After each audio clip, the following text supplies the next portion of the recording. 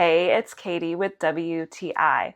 Are you looking for the perfect travel companion? Well, look no further.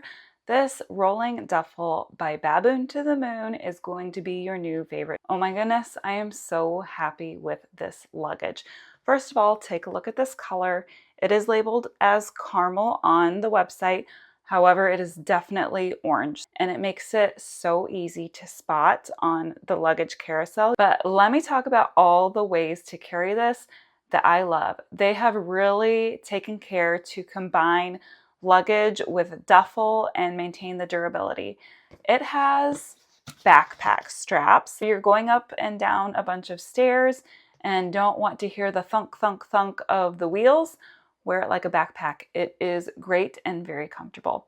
Then it has the classic luggage wheels and adjustable handle. These wheels roll very nicely. I even took it out on our concrete path and it glided so smoothly across it. Then you also have your typical handles, so you can carry it on the side or by the top. Also, the capacity of this is amazing. There's extra zippers, extra pouches. There's even a hidden zipper on the bottom. And I am definitely going to put travel documents in there. And also the durability of the material. It is not a hard shell, but this fabric is nice and thick and durable, and you are going to love it.